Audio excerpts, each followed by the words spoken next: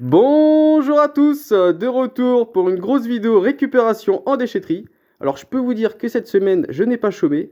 Comme vous pouvez le voir, 9 tours de configurations différentes avec deux belles surprises.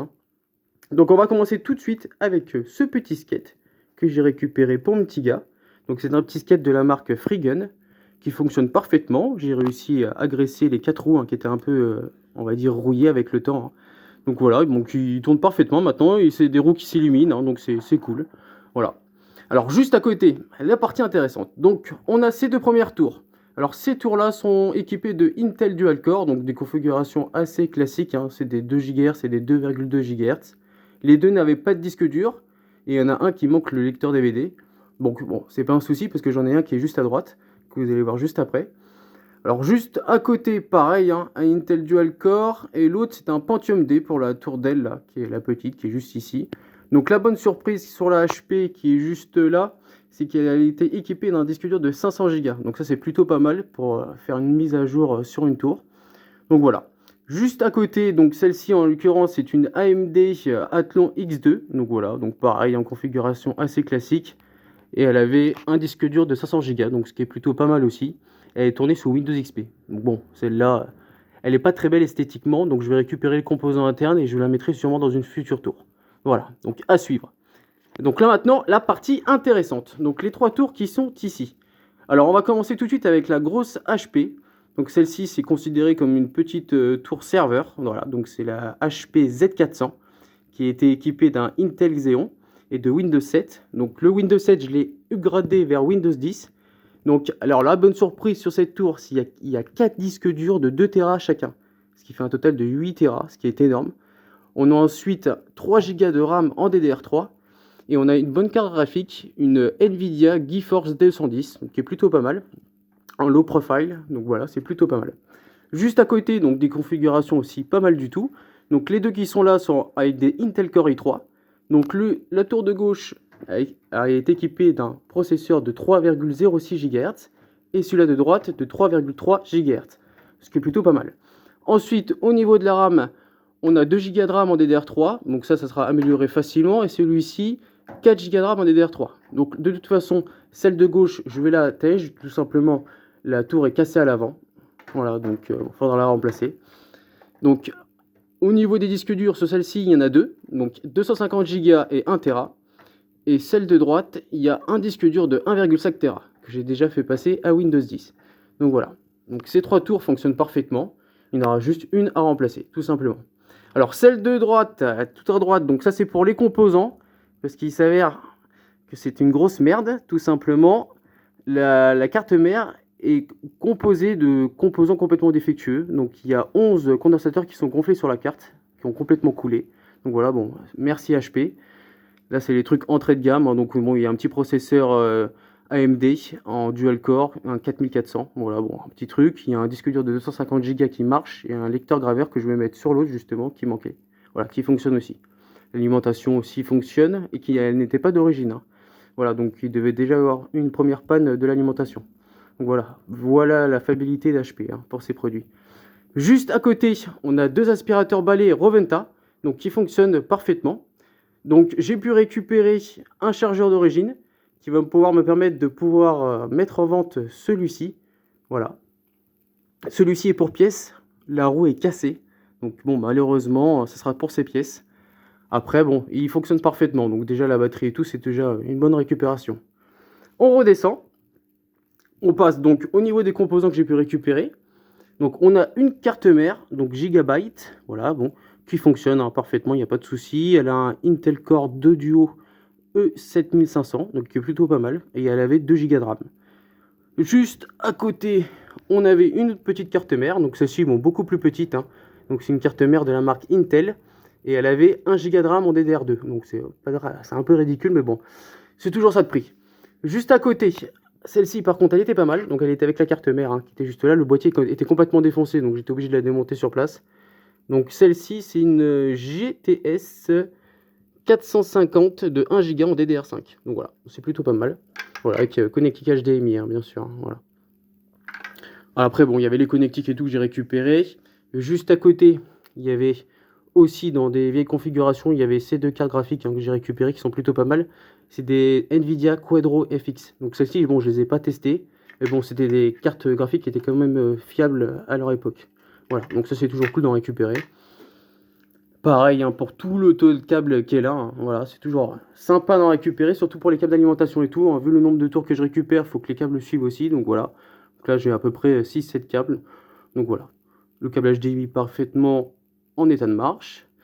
Tous ces câbles là n'ont pas été testés, mais bon, après je vais pas m'amuser à tout tester à chaque fois. Il y a des câbles qui paraissent même neufs, comme on peut voir, ils sont emballés, comme s'ils n'avaient jamais été touchés, donc bon.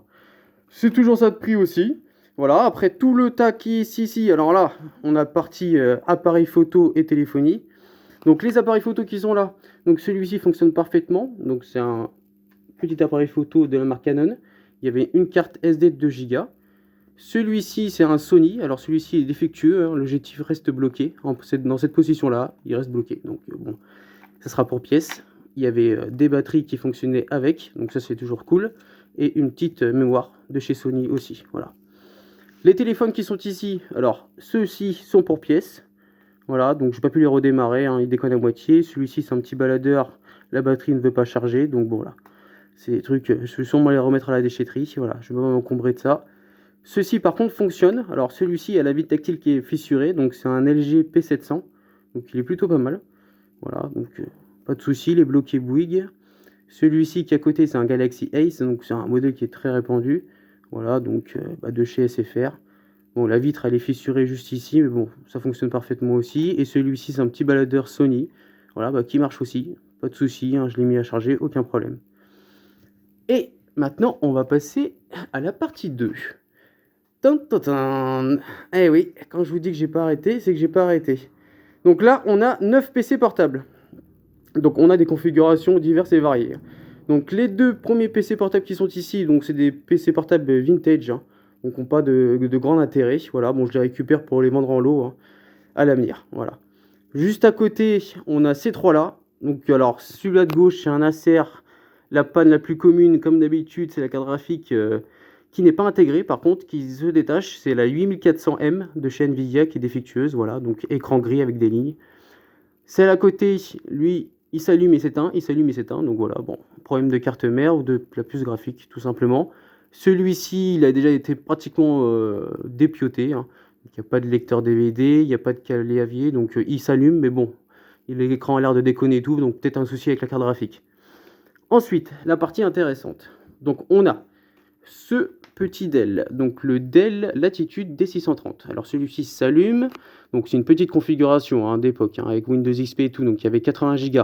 Donc moi mon projet dessus, il a un Intel Core de Duo 64 bits compatible à 2 GHz. Donc la batterie elle est ok, donc j'ai prévu de le passer en 160 Go de disque dur et de le faire passer à Windows 10, tout simplement. J'ai les chargeurs, donc il n'y a pas de souci. Celui-ci, c'est un PC de la marque MSI, donc c'est le VR603, qui était de base sous Windows Vista, donc que j'ai fait passer à Windows 7 32 bits, parce qu'il ne veut pas passer à Windows 10 64 bits, donc je suis obligé de le faire passer à Windows 10 32 bits. Donc je passe par Windows 7 avant pour vérifier. Donc la batterie est ok, elle tient 1h30 sans problème. Et il manque le seul petit souci, c'est qu'il manque le cache du lecteur DVD. Bon là, bon, ça c'est pas un gros problème, ça coûte 4-5 euros sur internet. Juste à côté, on a celui-ci, donc un modèle qui est pas mal, de la marque Acer. Donc celui-ci, donc le processeur est pas exceptionnel. Et alors il y avait un petit souci au niveau de l'écran, c'est qu'il y a deux lignes horizontales de couleur, donc c'est la dalle qui est défectueuse, qu'il faudra que je remplace. Donc à part ça, il fonctionne parfaitement. Je l'ai fait passer de 3 à 4 Go, il a Windows 10 en 64 bits, et la batterie elle est ok, et elle est à peu près d'une autonomie de 4h, 4h30, 5h. Donc c'est plutôt pas mal. De base, elle était de 8 heures. Donc, pour un PC de 4-5 ans, c'est plutôt pas mal. Et ensuite, pour finir, celui-ci, donc ce Samsung, que j'ai pas pu tester. Malheureusement, je n'ai pas le chargeur pour le moment. Mais après, j'ai vu que la connectique était défectueuse. Elle avait l'air d'être cassée. Donc, de toute façon, je ne pense pas que je pourrais aller plus loin. De base, celle-ci, elle avait une licence donc Windows 7 qui n'est plus là parce qu'il manque le cache de la RAM où il y avait l'essence tout simplement. Il manque aussi le lecteur DVD. Il reste 4 Go de RAM en DDR3 et il reste le dual core, le T4400 à 2,2 GHz. Bon, c'est pas exceptionnel, mais la dalle a fait 17 pouces, donc ça c'est plutôt pas mal. comme on arrive souvent de récupérer des écrans avec, qui sont cassés ou qui sont défectueux, c'est toujours bien d'en récupérer qui sont bons. Alors, pour finir, on termine avec du beau. Attention, celui-ci. Hop là, cette petite PS2. Donc, alors, en l'occurrence, celle-ci, c'est une PS2 assez classique, hein, sauf qu'à l'arrière, il y a une connectique HDD avec la prise Ethernet. Alors ça, c'est pas commun du tout. Donc la console démarre. Après, le problème, c'est que je n'ai pas pu la tester plus que ça, hein, et je n'ai plus de manette pour le moment. Donc bon, il n'y avait pas la manette avec. Donc je l'ai déjà branché, hein, s'allume, donc il n'y a pas de souci. Le lecteur aussi s'ouvre. Il fait un petit bruit, donc il faudra sûrement le remettre en état. Mais bon, c'est déjà pas mal. Et surtout, cette partie-là, ça m'intéresse énormément de voir à quoi cela peut-il servir. Alors, ensuite, cet écran, donc de la marque Sony aussi, hein. Donc cet écran, comme vous pouvez le voir, il est pété, juste ici, voilà, il y a eu un gros poc, voilà, mais sinon l'écran démarre. Donc celui-ci, c'est un écran de 32 pouces, et comme je vous l'ai dit la dernière fois sur les précédents écrans, ça c'est des écrans qu'on trouve régulièrement en déchetterie, et à force d'en trouver, je vais trouver les pièces qui correspondent pour sûrement réparer des modèles équivalents, voilà. Donc c'est toujours ça de prix. Et la fin, voilà, donc partie bricolage. Donc on a deux perceuses de la marque Parkside. Voilà, donc non testé pour le moment, j'ai pas le chargeur. La disqueuse qui est ici de chez Black & Decker, par contre celle-ci est défectueuse, hein, les charbons sont morts, donc il y a des étincelles qui sortent de partout. Juste en bas, voilà, on a un petit chargeur de la marque Ryobi qui lui fonctionne avec la batterie, hein. Donc la batterie a l'air d'être à moitié morte, hein, parce qu'elle ne charge pas au-delà de 18 volts, alors que normalement elle devrait passer au-delà de 18 volts 4, 6, donc bon, je pense qu'elle est défectueuse, elle descend rapidement, donc au niveau du multimètre. Après on a deux ampoules qui fonctionnent parfaitement, et voilà un petit set d'outils, voilà, qui a été jeté, pourquoi, bon. Et après, voilà, les DVD que j'ai pu récupérer aussi, hein, voilà, bon, ils sont dans un bel état, donc voilà, ça se fait vraiment facilement, hein, 50 centimes pièce, hein, c'est toujours ça de prix. Et quelques chargeurs aussi, hein, que j'ai pu récupérer avec, hein, les PC portables. Voilà, voilà, bon n'hésitez pas à mettre un petit commentaire. Franchement, là, c'est du lourd, hein. Franchement, n'hésitez pas à mettre un petit commentaire et un petit j'aime, parce qu'il y a du boulot.